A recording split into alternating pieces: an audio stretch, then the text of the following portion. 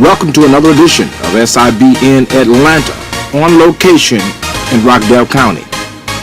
Hi, my name is Marcus Salette, and thank you for watching.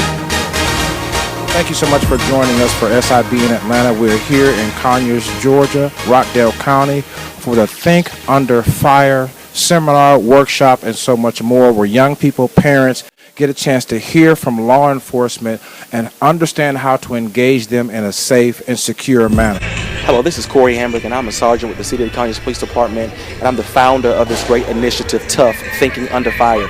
Man, you're going to experience something awesome today where we as law enforcement officers, my team and I, we're actually going to go in and train young people how to interact with law enforcement officers in lethal, that's right, lethal situations. We're tired of everybody dying. We believe that all lives matter. When I put the badge on, I'm a cop, but when I take it off, I am a father, I'm a husband, I'm a brother, and I'm a friend. And I just want to teach our young people that all lives matter. Not just the white cop, not just the black officer, not just the white kids or the black kids, or even the criminals or the law enforcement. All lives matter. And I'm so excited. We're taking our young people along our side, and we're training them active scenarios, real life scenarios, as it relates to what should you do if you're ever confronted with a law enforcement officer in a lethal situation. Stay right there. You don't want to. So address for success.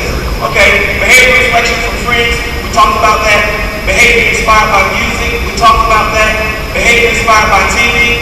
This is a generation, man, where if they ain't fighting and using profanity, then it's not a good show. We have Cashmay in the building. I have two microphones because we have two different networks that we're broadcasting for. Cashmay, how are you? It's good to see you. I am very blessed. I'm excited. I'm happy to be alive and just happy to be a part of such an amazing event tonight. Courage under fire, but you got to have thinking under fire first. Definitely. Tell everybody what you thought of this law enforcement and community engagement and workshop. You know, I was just so excited when I saw the flyer. I was like, no matter what's going on in my life on this Friday night, I'm going to be there, because we do a lot of talking about, you know, what's going on in the world, but it's like, who's really trying to make a change?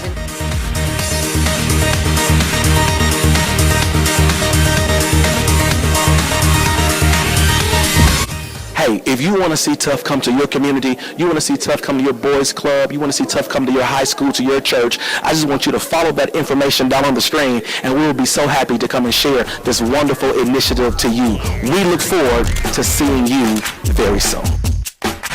It's an exciting day to be in Rockdale County. Why? Because the law enforcement and community here took a preemptive strike to stretch out their arms and hands and love one toward another, to get an understanding of what it means to engage each other in a safe and secure way. We have Kevin here on deck. Kevin, what did you think about the workshop? I mean, it was a good seminar to show to the like people my age what to do around police officers, and like a real tough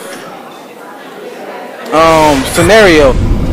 We have Jim in the building. Thank you so much, Jim, for coming to the workshop. Talk a little bit about your volunteerism in law enforcement. Yeah, I've been what's called a VIPS. VIPS is Volunteers in Police Service, and I've been a resident of Rockdale County for over 32 years. And I decided that I wanted to get involved in the community, and I wanted to make a difference. And just like Sergeant Hambrick's done here, I think this will truly make a difference in the community. Gianna is in the building. Say hello to everybody. Hello, everyone. How are you? What did you think today about the workshop, as I saw this as a preemptive strike for the law enforcement to say, hey, we're here for you, not against you? Your thoughts? I think the program is definitely something that the community needs. It's very timely given that everything is going on with the teens in our nation. This program is something that can help people be proactive instead of reactive, yes. And also just shines light about the relationships we should have with officers.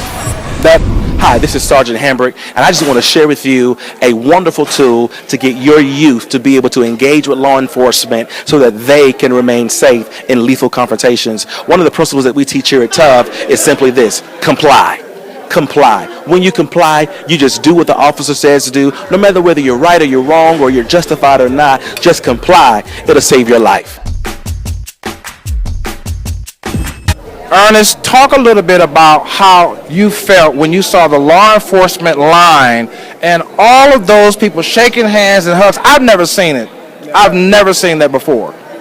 in my lifetime. I haven't seen that in my lifetime. You come from a small town from Valdosta, Georgia, and I never seen that in my whole entire life. And so I said earlier in one of the interviews that this was a preemptive strike by law enforcement to say to the community before this national concept sets in their minds that law enforcement is here for you, not against you. Your thoughts? And I truly believe that because my father was in the military, and my uncle, he's a police officer as well. So I know firsthand that we all are here together for one cause, and that's protect and serve. Don't forget to follow us right there on Facebook, facebook.com/SIBN Atlanta. Thank you so much for watching.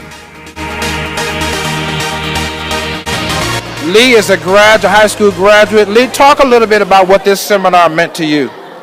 The seminar meant a lot to me because in today's society, it's a lot of black men dying from police brutality. But it's always two sides to a story. You know what I mean? So that's, it kind of brought it out a little bit, seeing that there's nice cops too. You know what I mean? But and there's also lower class people that don't regard the cops' authority. You know what I mean? Right. Even high class people that don't. But I feel like everybody is worth something. You know what I mean? So it's every life is worth saving. Hope Forever is in the building, and I'm sorry, but what a name. What did you think about this workshop right here in Rockdale County? This workshop was much needed. It's not just important to protest and to put the word out about someone whose life has died, but it's important to kind of teach the younger generation, or we as a people in general, what we can do to save our own lives. It's not just about what the law enforcement are doing, because they're trained, but training begins at home, and training begins with self. We have a responsibility. Well, wait, you said something that's very, very important. I need you to revisit that. Law enforcement is trained. But those who are interacting with law enforcement may or may not be? This is correct. And so you can't assume that everybody knows what they're supposed to know. You can't assume that everybody knows the word. You can't assume everybody knows the law. You can't assume that everybody was raised the same way. So this opportunity and this event allowed the community to learn pretty much a different perspective of not how to just handle a police officer, but how you should handle yourself in a situation like this. I really liked the workshop and how we were able to incorporate different officers, and also just to talk about current events and show different scenarios and engage the youth in actually acting out some of the scenarios.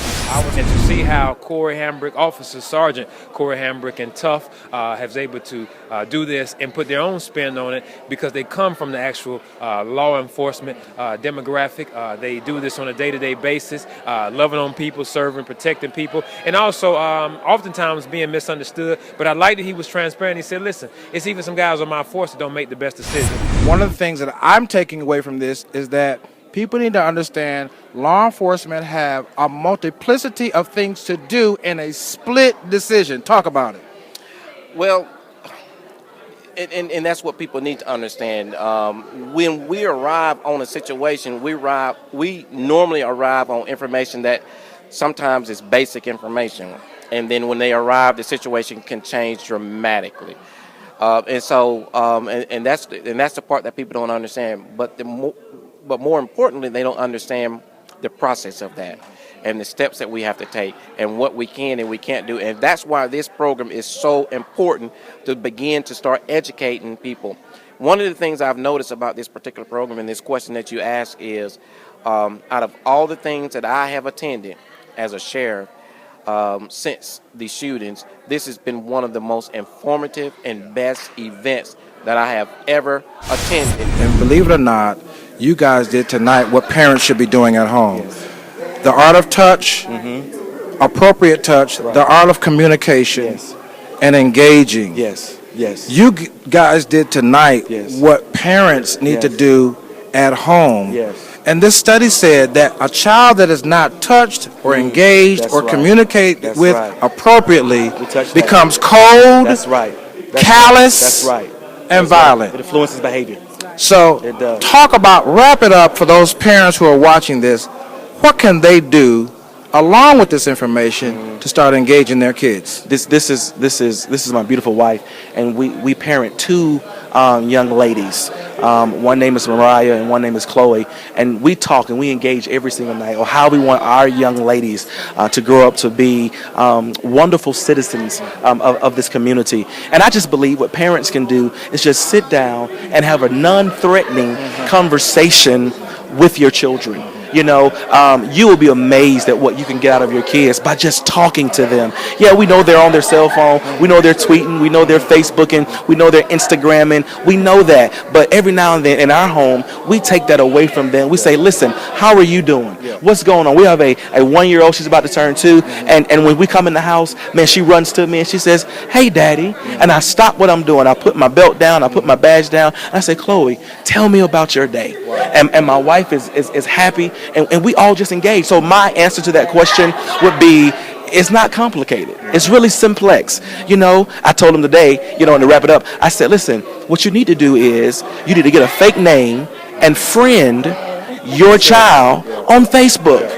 And talk to them, engage, be that friend, of course, but be that friend that's going to steer them in the right direction if you feel like you can engage with them as a parent. So the conversation needs to be had. Sometimes it's the child who's untouched that goes astray. Until next time, we'll see you on location or at the news desk.